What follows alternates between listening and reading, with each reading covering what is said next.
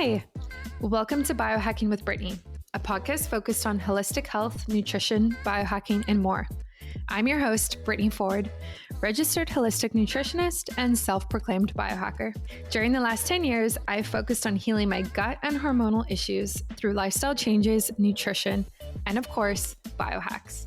And now I teach others to do the same. I'm so excited you're joining me today, so let's dive right in.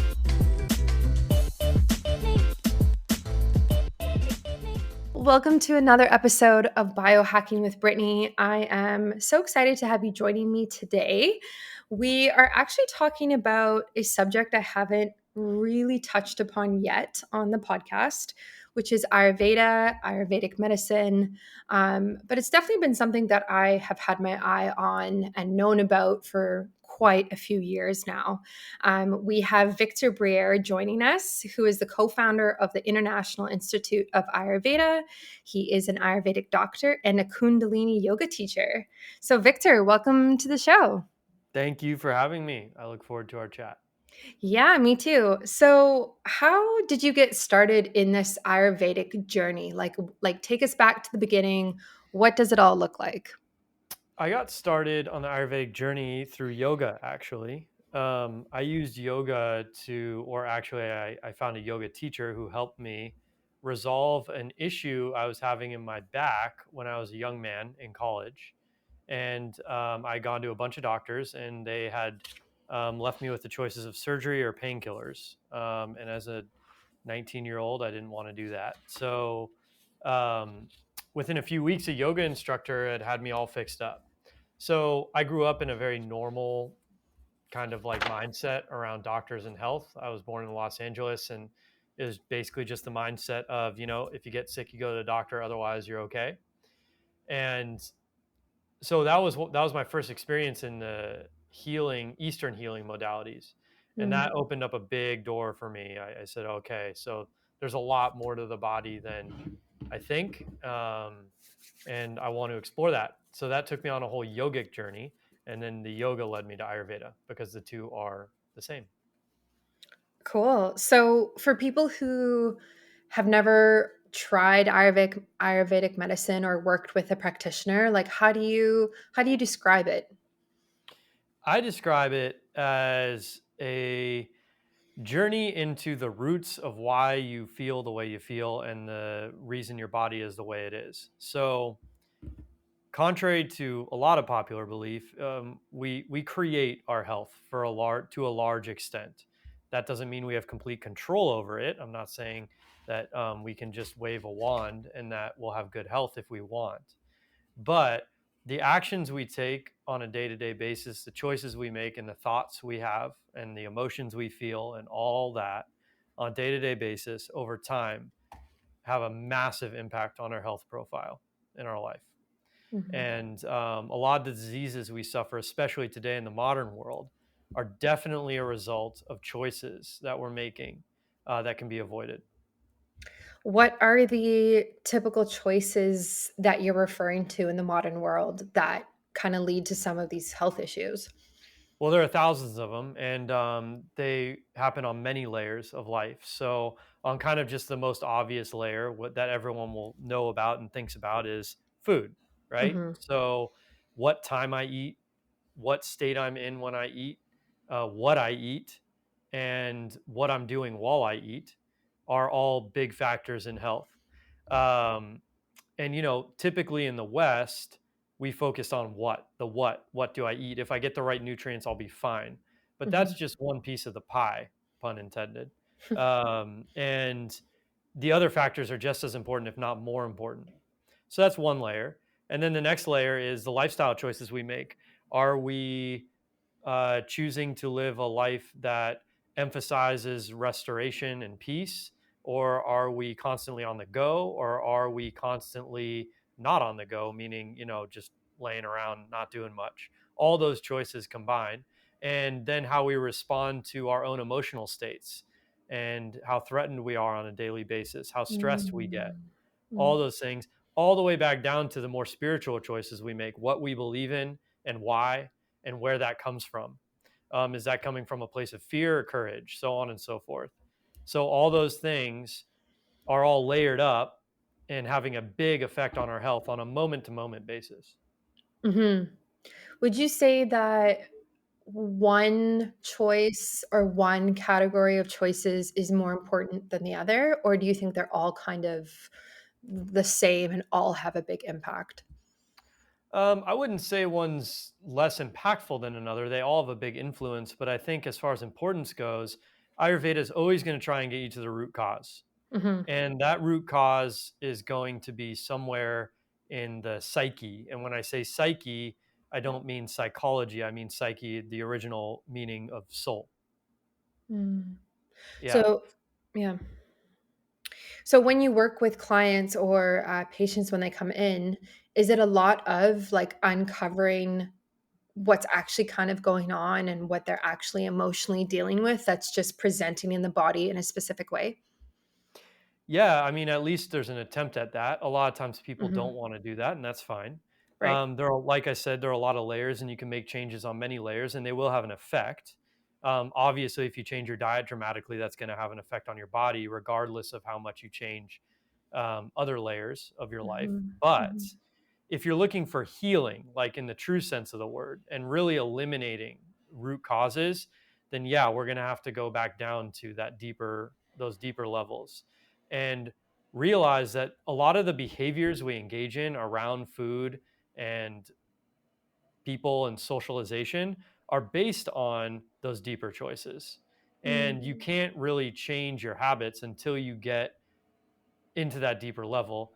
Classic example is, just, oh, I've tried to give up coffee 500 times and I can't because I find myself drinking it again, even though, I know it's bad for me. Right. So a Mhm. lot of times Ayurveda works backwards in a way. You start with a bad quote unquote habit and you trace it all the way back to its roots. And the deeper someone's willing to dive, usually the more successful they are in changing the habit. Right. Is there any like common threads that you see in your patients or clients in terms of the root cause or things that are associated with the root cause, like an emotion of like fear or things that have happened in your childhood? Like, do you see any type of commonalities? Oh, absolutely. I mean, childhood trauma is one of the main things that drives behavior as adults. So Mm. let's just run with the coffee example, right? Let's say that, I'm a young person and I have a very demanding family in the sense that I need to get straight A's. And I'm just making this up, right? Hmm. And so, when I'm 14 years old, I'm working really hard and I'm stressed out, but I'm 14. So, I don't really understand that. And I get straight A's. And then I get the reward of that, which is the attachment and attention and affection and all that stuff. And if it kind of just sits in my neurology, that behavior pattern, and I don't really address it or change it, then it just continues on. And so now I get out of college and I go to work, and maybe I'm in my mid 20s now. And the demands are even higher than they were in school. So I need to do all this stuff for my job, and I'm pulling all nighters and so on and so forth. And I'm having a hard time doing it. And so all of a sudden I find this magical substance called coffee that enables me to work all night with relative ease. And if I give up so I get quote unquote addicted to the coffee. So I use it. And over time, another 5, 10 years, I start developing health problems based on its use. I'm fatigued. I'm running too much on my adrenals. I have hyperacidity. I'm developing ulcers, so on and so forth. Right. Hmm. So you go to an Ayurvedic practitioner, or doctor, or whatnot, and sits down and says, okay, you got to give up the coffee. And it's like, well, no, I need that coffee. Hmm. Well, why? Because I can't work hard enough if I don't have the coffee. And it's like, well, but you're not going to be able to work at all if this gets worse. And it's like, well, I could just go take a Nexium. And it's like, yeah, you could, but then you're just going to develop another disease later, right? Because the pattern never changed. You're just treating a symptom there. Hmm. And it's like, okay, so you're telling me I need to give up the coffee. It's like, do I need to give up caffeine? Yes, you need to give up caffeine. That's part of the problem. It's like, I can't. Well, why? Because I need to perform at my job. And it's like, well, why do you feel like you need to do all this super hard work that's untenable for anyone to do? It's like, well, and then you go back and back and back. And it's like, well, when I was 14, my parents wouldn't love me unless I got straight A's. There you go. Right. Unless the whole schematic around that changes, and what is love and what is approval and what are you willing to do to get it, they're not going to drop the coffee habit. I'd like to interrupt this podcast to ask you, how can we go from being burnt out to calm and still highly productive? Oof, what a question. I've definitely asked myself this as an entrepreneur. For me personally, I've been feeling very burnt out lately and overstimulated, and so much so that when I take time off and go camping or go off grid, I can't really relax because I'm still thinking about work and still concerned about all of the things that I have to do. Thankfully, though, I can use magnesium to counteract the negative impacts of burnout and stress on my body.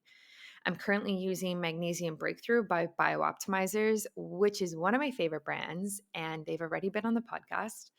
And this product combines 7 types of magnesium for optimal absorption. This is the most complete magnesium supplement blend available on the market right now.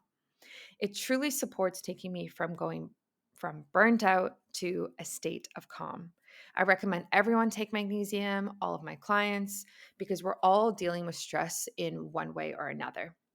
You can use my discount code biohackingbrittany through the link in my show notes and on my website for 10% off from Biooptimizers. Give it a go and experience how calm and productive you can really feel. One last thing. For a limited time, BioOptimizers is also giving away free bottles of their best selling products, P3OM and Mass Enzymes, with select purchases. So definitely check them out through the link in my show notes. I mean, coffee's hard. A lot of people love coffee. But I think it's probably the same for other things too, like why people drink or why people don't exercise or don't value their health or value fitness, right? I think it's interesting that you tie back to the childhood and deeper things that are going on. And it's interesting because a lot of the time people don't want to talk about that stuff, right? Like it's so deep and like personal that they would rather just like keep suffering than to like actually unpack that and deal with that. Oh, absolutely. That's the hard work of healing, and it creates a lot of vulnerability, and that's a hard thing to face, because that's where the original wounds are. Mhm. And the original wounds are always so much deeper than the substance that's being used to cover up the wound. Mhm. They often deal with love and connection and attachment and authenticity and those types of things. But if someone can get over that initial discomfort and fear of vulnerability, then most of the time they feel a lot better when they explore these things. And they come back to themselves in a way that allows them to become much more malleable and much more creative in the way they live their lives. Mhm. Mhm. So, are there other benefits that you see your clients have, or that people just benefit from Ayurvedic medicine in general? Yeah, Ayurveda is gonna help you get in touch with the constitution you were born with. Mm. And that's not the same for everyone. Everyone's born with a unique constitution, even though there are general themes. And that's when the doshas come in Ayurveda, Vata, Pitta, and Kapha, which create your constitution and how you go out of balance. But the the constitution is set, and you need to be in balance with your personal constitution and not try and have an image of some ideal form that doesn't match your personal makeup. And so Ayurveda helps you get in touch with what that personal constitution is, and then gives you a pathway back to it from an imbalanced state. Is there a certain way or easy way to know if you are not balanced with your constitution, like right in this moment? Yeah, definitely. There are a lot of ways to tell. First is, if you, technically speaking, if you have any kind of symptom or ailment, you're not in balance. Hmm. So that ranges from minor symptoms to major symptoms. Obviously, major diseases mean you're further out of balance than, having hiccups or something like that. But even like hiccups is a temporary imbalance in your system. And so we seek to resolve it, right? Hmm. Um, and yeah, so, but that's the whole foundation of health, according to Ayurveda, is that as long as you could stay as close to your constitutional makeup as possible, then you will be disease free throughout your life. Right. So for most people listening, if they have some sort of symptoms or issue going on, like how do they even get started? Like if they understand, okay, yeah, I'm not balanced, like how can I begin healing like through this? Do I have to work with somebody right away or is there something I can do that's easier for me? I mean, I'm a big proponent of working with people because we tend to trick ourselves, just as human beings.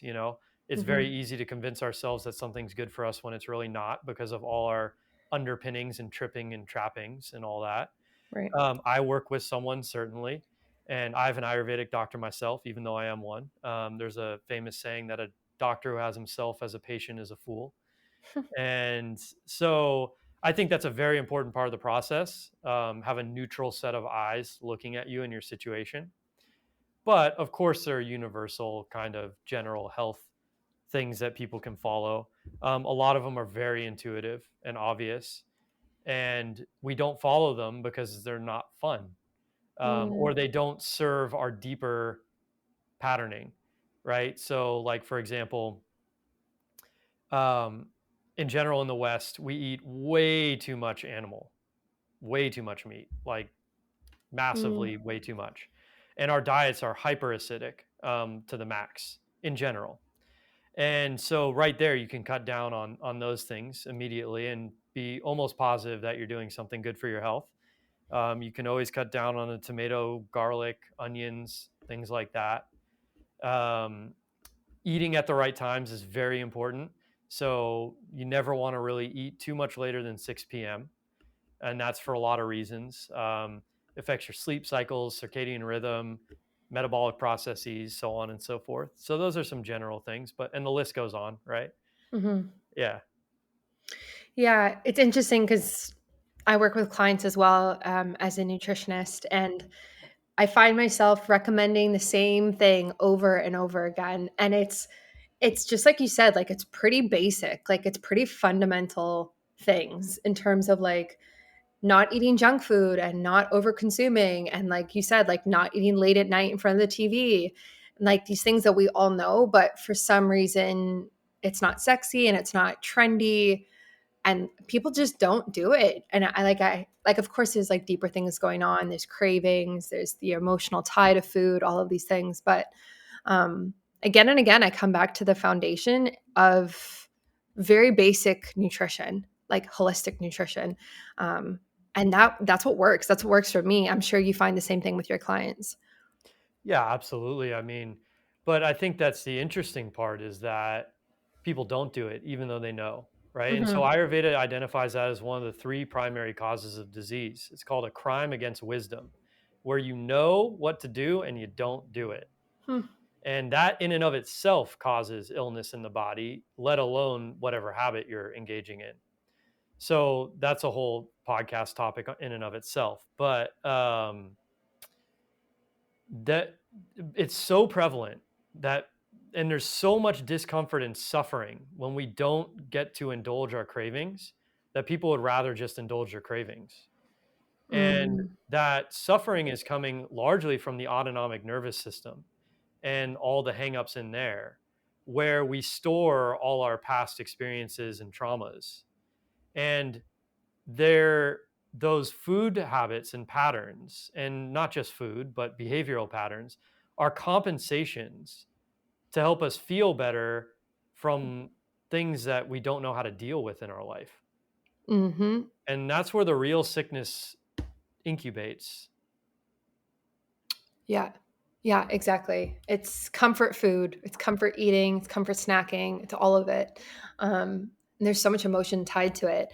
And I was actually going to ask you about that because I know that your institute focuses on the vagus nerve and the autonomic nervous system. So why? Why the focus on that specifically?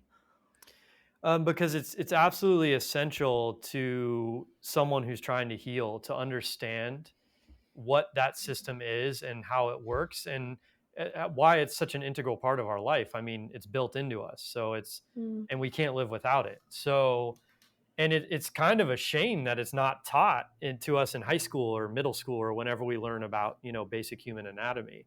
Um, because it's so important and it's been known about for thousands of years. It's not like something new. Um, and so this autonomic nervous system, for people who are listening, is is integrated. It's your nervous system, right? So we have our central nervous system, our enteric nervous system, our autonomic nervous system. The autonomic nervous system takes care of a lot of things automatically, hence the name. So it controls your heart rate, and it controls your breath rate, and it controls, a lot of your digestive functions that happen without you thinking of things, and all the stuff in the background. But one of the most major functions that it has is that it's constantly sensing the environment via your sense organs for threat and safety cues.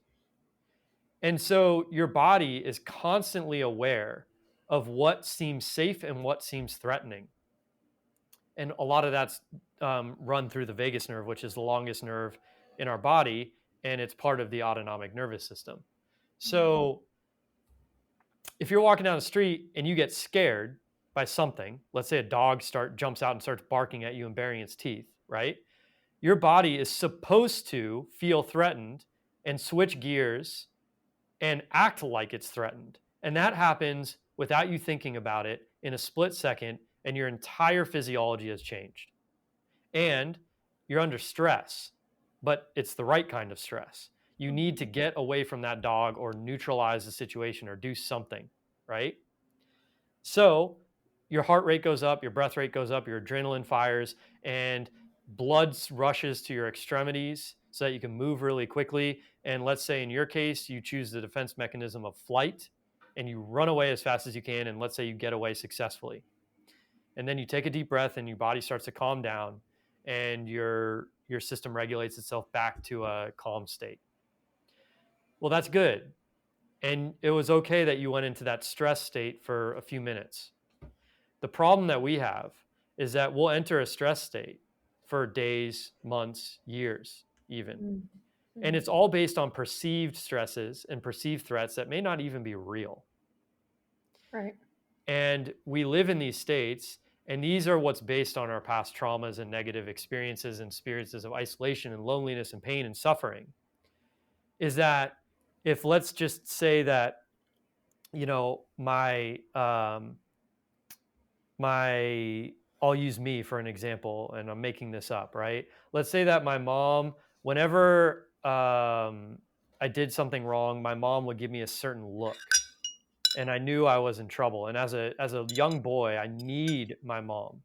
It's not a choice; she's necessary for survival. And so my vagus nerve sends a signal to my body, all my vital organs, everything, and says, we're in trouble. This is a threat. I need to reestablish connection so that I'm safe. I'm in threat right now. And so I do all these behaviors and try and get on the good graces of my mom again. So let's say I do that 1,000 times. That's now well encoded into my nervous system. Flash forward 25 years, and I'm walking down the street, and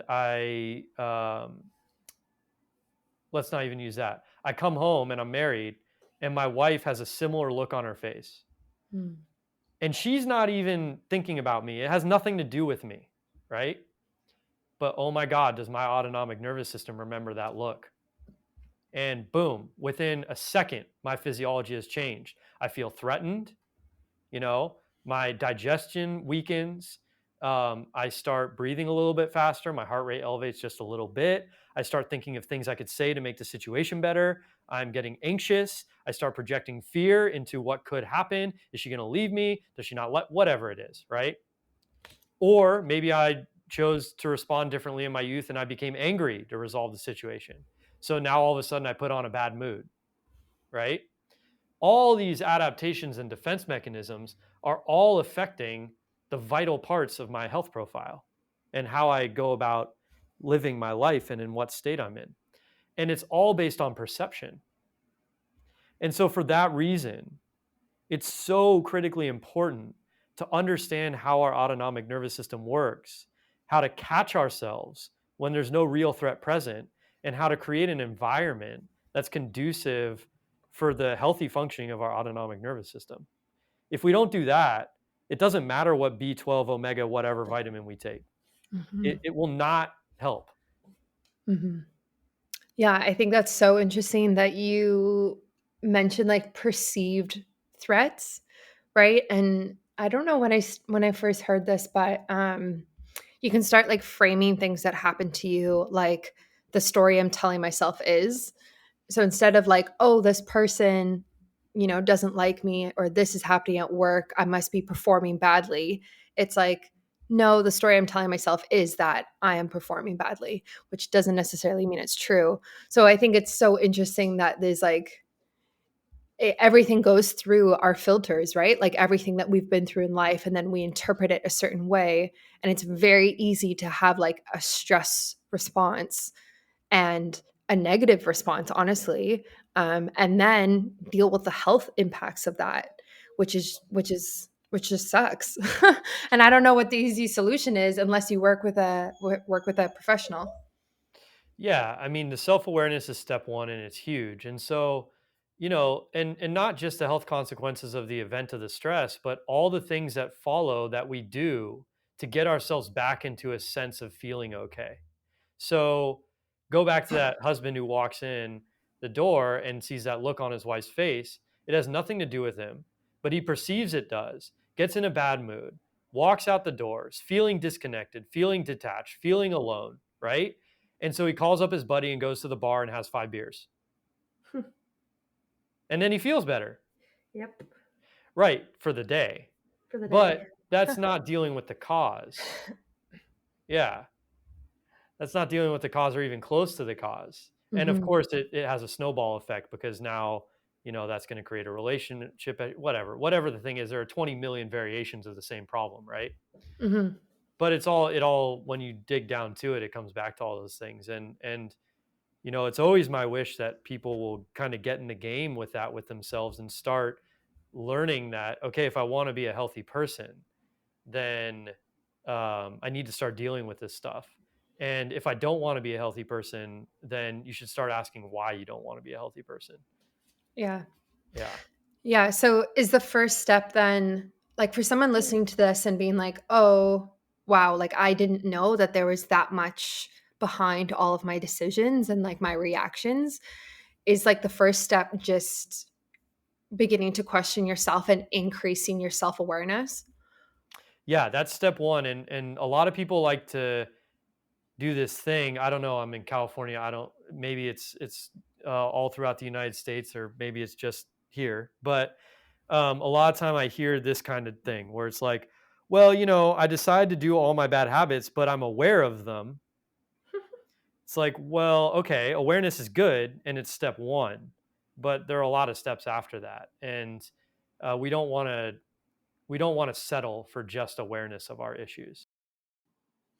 I'd love to quickly interrupt this podcast to ask you, do you know your biological age? Do you know your current hormone, vitamin, and mineral levels? Honestly, it's hard to know what's going on internally without getting tested. And traditionally, you'd have to go through your doctor or your healthcare provider to order these tests, go into a lab, and it would be a whole ordeal. And it would, it would take a while as well. For me personally, this has always been a hurdle for understanding what is actually going on and how to optimize my biomarkers and even know my biological age in the first place. Thankfully, though, we can order a at-home test from Inside Tracker that lets us do this. It tests for your biological age, your hormone, mineral, and vitamin levels.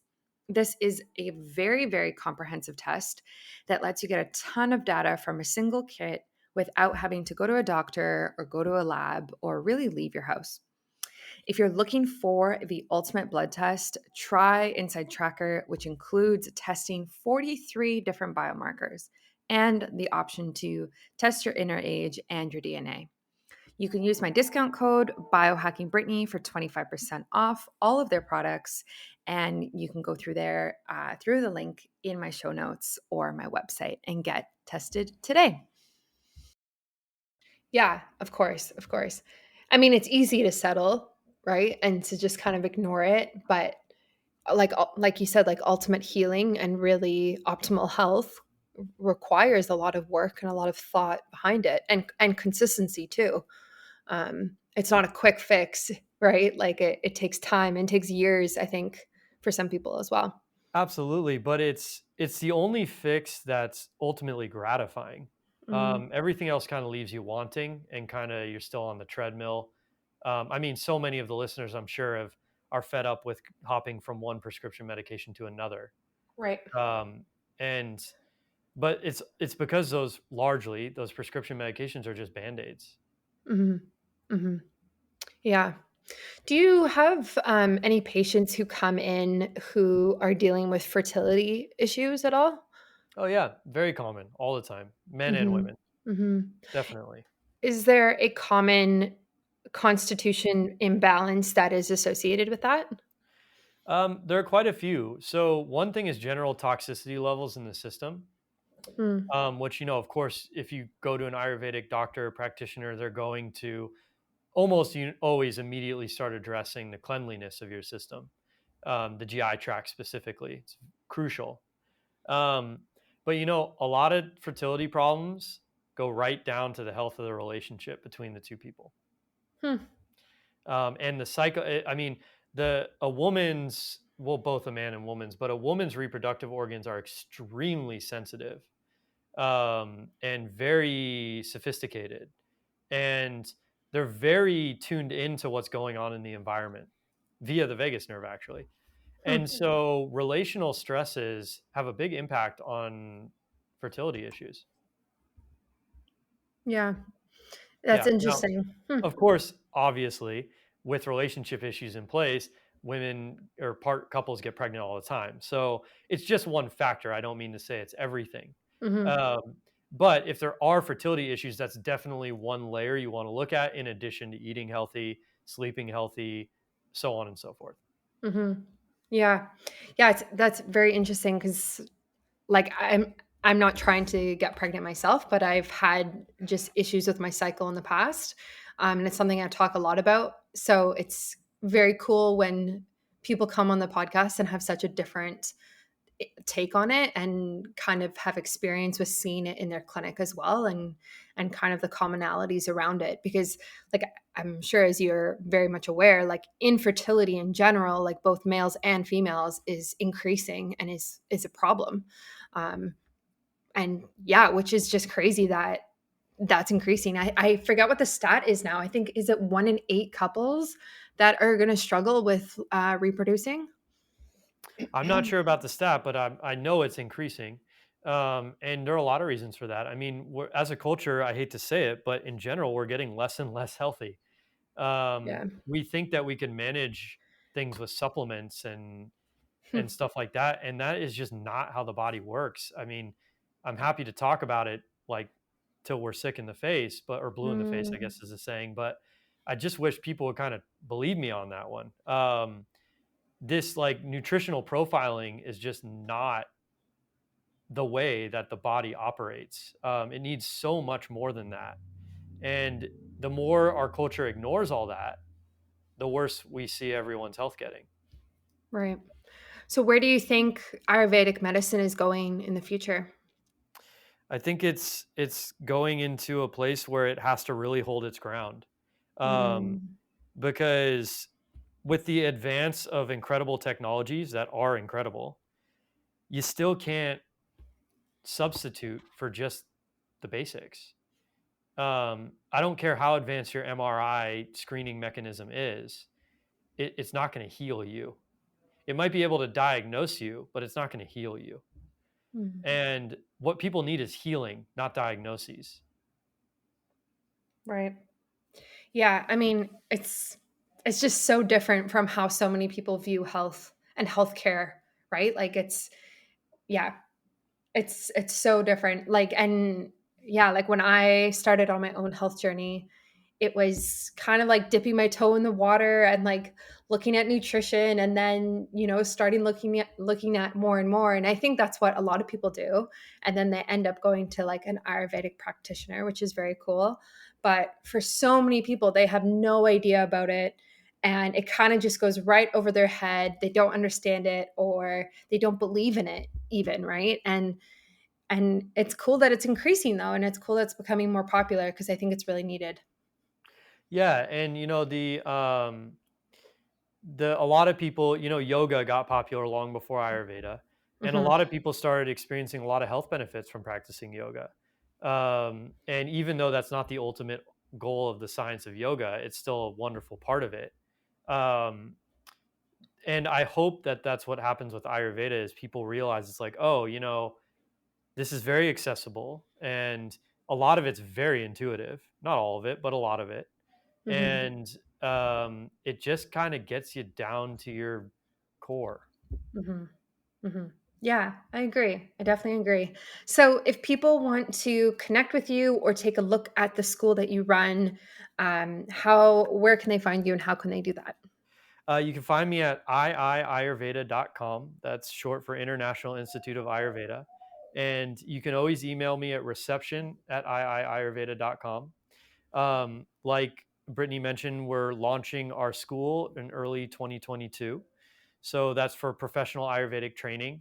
And we also have an Ayurvedic life coach program for people who want to learn coaching techniques, but also want to bring a little bit of Ayurveda into it.